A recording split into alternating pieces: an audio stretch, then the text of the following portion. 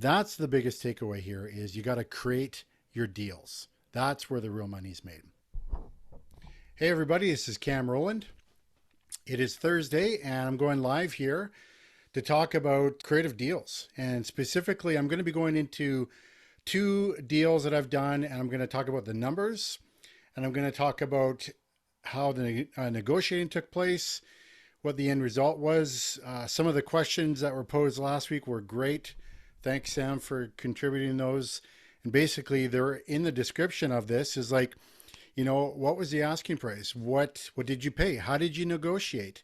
What options did you offer? How do you know it's a good deal? All that sort of stuff. And so what I'm going to do is I'm going to talk about two deals. The first one will be a single family house, and the other will be a larger deal. And I'll show you in broad strokes what the numbers. I'm not going to have any spreadsheets up. I'm just going to give you broad numbers. I know some of you are spreadsheet geeks and you just want to see that, all the data. Today is just an overview. So deal number 2 is I bought an 8-pack. All right. Not a beer. I bought an 8-pack of houses from what I call Tired and Frustrated Landlord. So on this deal, let me run the numbers real quick. I'll get into the negotiating factors, and then we'll go from there. So on this deal, we bought each house for an average of $37,500. We just gave them a package price for the whole deal, but it worked out to be about $37,000 a house, because these homes actually, after repair value were anywhere between 150 and 200. So we negotiated this price and we sold them for, let's see here, what do we sell them for? We sold them for $60,000 each, approximately. Some of them were way under 60, some of them were way over 60, but on average, we did that. We virtually did nothing to them. We didn't do any renos. A couple, we had to deal with the city on some issues. So, we did do some stuff, but we did not do any major renovations. Basically, what we did was we did a expanded wholesale on this. And I'll come back to you on what I mean by expanded wholesale. Yeah, so we held these properties, I think the longest was 6 months. So we bought them as a package. We bought 8 up front, and then we turned around and sold them. We sold 1 to one guy, 2 to another guy, another buyer bought a couple. We pieced them out that way. When you look at this, basically we bought them for 31 cents on the dollar, and we sold them for approximately 50 cents on the dollar. Okay. So obviously this is fantastic for us, but we left money on the table for the next person who was purchasing them. And that's really how we moved them so quickly to turn around. That's basically the numbers on that deal. Now, let me unpack some of the questions. So what was the asking price? Well, when we started this came to me via a realtor, and it was what's called a pocket listing. Basically, a pocket listing is a realtor's got control of the deal, but it hasn't hit the open market yet. So this was a pocket listing, and he said, Cam, I got this guy. He older dude. He's owned these properties for a very long time, and he wants to sell them. Oh, great. What does he want for them? I don't know. Here's the addresses. You'll need to come up with an offer. So it's like, oh, wow. Okay. So, there was no starting purchase price. So me and my partner did due diligence on the 8 addresses, found out their values, in terms of a variety number of things, what's ARV, all that sort of stuff. And then we saw the condition of them. A number of them were vacant. A couple of them had fires in them. And this is how you know when you got a real TFL. The owner doesn't know that there have been 2 fires in two of his homes, one fire in each. So that was a indicator big time for me. So we ended up making an offer, a really low offer. Um, but before we made that offer, we talked about would the buyer hold the mortgage, or does he need an offer? So we found out quickly that this was a no go, right? Because this is where I will often come to an owner like this. Now I haven't met the owner yet, but I will come to an owner and you know I will offer a higher price in 3 years if they hold it, and I'll offer a lower price. Basically, I call it cash. We call it cash for a purchase price today. So the other option would be, and some of you are watching, well, why don't you just wholesale them? It was a bit too complicated. No, probably some of you could have done wholesale on these, but we had access to capital to close quickly, and so we ended up just purchasing them and not doing the wholesale. Sometimes wholesales are great. Sometimes they get a little bit more complex, especially depending on who the owner is. So we knew that this was out, so we came to him with an offer, and it was really low. It was 32 a door, right? And basically, the realtor got back to me and said he's not even going to answer. It's like, okay, it's a non-starter, right? Like, respond something, give us a price so that we can work on this. So kind of went back and forth, still no price. And then I asked if I could meet with the owner. And so we met and had a good conversation. I think we met for an hour. The realtor was there as well. And they asked me a ton of questions. I asked them a ton of questions. And, he was holding his cards pretty close to his chest, but knew that this is something that, he needed to move. So he came back with a 45K price per door. And so long story short, back and forth, whole bunch of times, we settled on 37.5. So basically what happened was, I think he came down to 40 and we just weren't coming up any higher, and it got quiet for about a week to 10 days. And then all of a sudden came back and says, okay, I'll do this, but can you close quickly? And we said yes. So we closed in 2 weeks time. So that's how we came to the purchase price. I listened to what he was saying, what his pain points are. Basically, he just wanted out of these deals, like out of these properties. That was what we paid. That's how we negotiated. We actually ended up in this journey. We actually went into several of the properties with him. And, he saw the state of the properties and he realized, oh my goodness, if you haven't been in your property for over 10 years, he had someone else managing it for him, but not doing a good job. And he saw the condition, and I think he finally just realized, yeah, I got to unload these, and I got to, unload them quick. Now for us, we were starting to take on the risk, right? Because many of these properties were in really rough shape. Some of them that were rented, the rents were really low, all that sort of stuff. And so we needed to come in under 40 because of the risk that we were taking. So that's how we came to that purchase price. That's how, how we negotiated.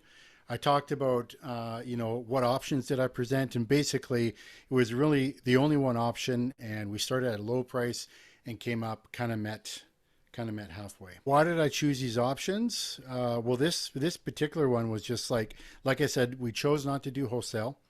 We chose just to close quickly because we weren't sure what our exit strategy was going to be. We knew that some of them, it just would have been awesome land value, period. Another option was, fix them up and you'll flip them, sell them. And I've often done a flipper's flip, where I'll get a price on a house, a really great price, but it's messy, it stinks, all that sort of stuff. And then we'll just go in and clean it up. And so that's what I did here. This was that but we really didn't clean up any of them. I mean, like I said, there's a couple that we had to deal with some stuff with the city and some trash that we need to clean up and all that sort of stuff. But those really were the exit strategies for us. And then, the other exit strategy was just to turn around, sell them as is. I also looked through them through the scope of, doing a burrito. Chose not to. It was just like, let's deal with this package at home. Let's just move them quickly. Robert Kiyosaki talks about the velocity of money. The quicker you can turn money over, the more that you're going to make. And that's essentially what we wanted to do here. And that's what we did. And yeah, I mean, how do you know it's a good deal? Well, on this one, we knew we were getting a deal because of, like just the purchase price we're getting at them at, and knowing what even just land value was for these homes in that part of the city, right? We were buying them well under land value and knew that we were safe on multiple fronts. So one of the questions before I go to the comments, again, if you have any questions on or comments on deal number 2, just write deal number 2 and then ask your question. One of the things is, how do you find deals? And how do you find deals and when to make an offer? So let me start with this one first. When to make an offer. If you've noticed, I have a hard time talking and writing at the same time. So when to make an offer, you know what? Make offers all the time. You got to start somewhere. The biggest thing that's going to prevent you from making offers is up here going, oh, I don't want to offend them. Oh, they'll never say yes to that number, all that sort of stuff. But you got to make offers. Now, our first offer, we had a backup clause. I can't remember what it was. Maybe it was a financing clause. But then after we went through the negotiating period, we were able to write the new offer with no conditions. I don't recommend, when you're starting out, to write conditional offers. Not necessarily a good thing. But you can write really basic offers. I mean, there's a couple clauses that, I was just talking about with some of my students that are just a really basic clause, but covers you for a whole multitude of stuff, and it's easy to back out of the deal. Now, if you've got no intent on ever purchasing it, then maybe don't write offers, right? Don't be that Facebook Marketplace guy that goes, is this place still for sale? And then no response, right? Don't be that person.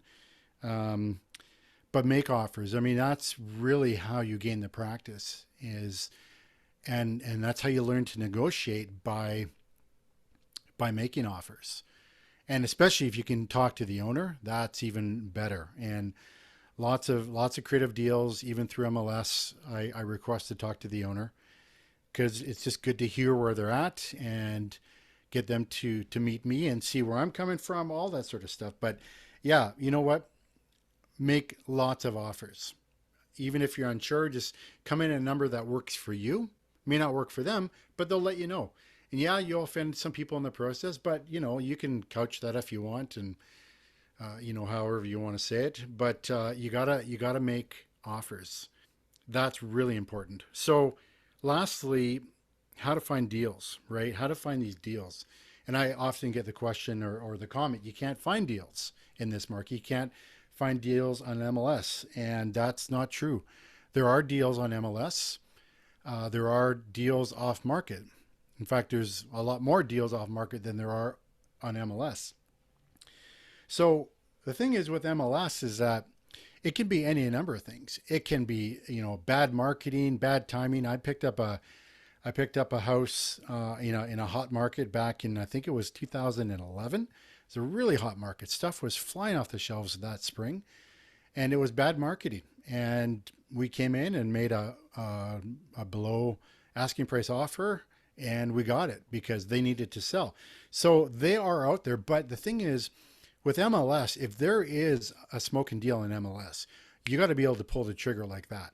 Lots of people, they'll wait and go, oh, gee, I don't know if I should do it, and the deal's gone. So with MLS, you've got to make the offer, strike when it's hot, that sort of stuff. The other way that they can come via MLS is, like I alluded to before, bad marketing or whatever, or just other stuff. Like I saw a house come on the market again that was sold. It was conditionally sold, and then it went unconditional, meaning that the people put down their deposit, no more conditions. They had financing approval, but they didn't close on the property, right? And so, what are you going to do? I mean, the owner selling it can sue them or whatever. I mean, that's a huge headache. So it just went back on the market, and now it's this house that's been, it's been picked over. It's also been on the market more than once in the last little while. So when you're looking at it on MLS, you go, that's weird. Why would that be back on? Must be something wrong with the house, right? And so people will pass over it that way. Well, no, you got to look at it. You got to make that offer. But more importantly, I think the thing about all this, we can dive deep on numbers, how to structure deals, all that sort of stuff. The biggest thing and the biggest takeaway, I believe, is that you've got to create deals. And that's how more opportunities come to you, is by creating deals. When you make an offer on a house that's been passed over by other people, I mean, obviously you got to know what you're doing in terms of exit strategy, but I've been able to make a lot of money on homes that other investors have passed over because it was too much work, a foundation issue that could be fixed, just a big project, any number of things. Often, a lot of investors, just like myself, when I started out, I went with the blinders of only buy, rent, and hold, right? So I'm looking for houses that are basically ready to go. And then after a while, I learned about the Burr method and was able to, make deals that way. But the thing is, you've heard me say before, I really don't spend any time on MLS, or like I rarely do time hunting for deals in my own market, just because lots of deals come to me here because I've been doing it. But when the deals come to me, I'm able to move quickly. I'm able to think creatively. I'm able to create a deal, and most importantly, create a win-win, right? For this 8-pack dude, he was looking for a really quick close, needed the cash, wanted these derelict properties out of his hair. We were able to do that, and we were able to purchase them at a price that worked well for us as well. So that's the biggest takeaway here, is you got to create your deals. That's where the real money's made.